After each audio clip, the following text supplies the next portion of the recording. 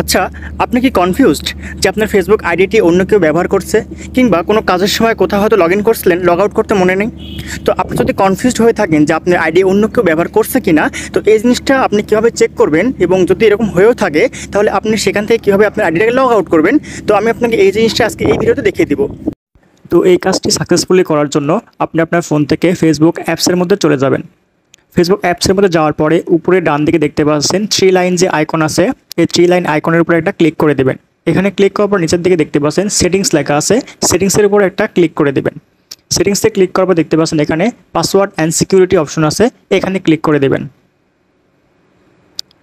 তো পাসওয়ার্ডের উপর ক্লিক করার পরে দেখতে পাচ্ছেন নিচের দিকে এখানে আবারও সেমভাবে পাসওয়ার্ড অ্যান্ড সিকিউরিটি, এখানে ক্লিক করে দেবেন। এই অপশনে ক্লিক করার পরে সেমভাবে নিচের দিকে আবারও সেই পাসওয়ার্ড অ্যান্ড সিকিউরিটি, এখানে ক্লিক করে দেবেন। তো এইবার দেখতে পাচ্ছেন নিচের দিকে লেখা আছে where you are logged in, এই অপশনটাতে আপনি ক্লিক করে দেবেন। তো এখানে ক্লিক করার পর দেখতে পাচ্ছেন আপনার আইডিটা শো করবে।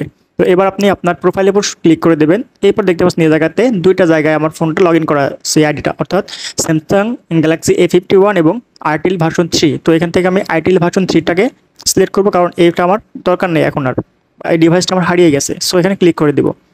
এখানে ক্লিক করার পরে দেখতে পাচ্ছেন এখানে লগ আউট অপশন আছে, আপনি এখানে লগ আউটে ক্লিক করে দেবেন।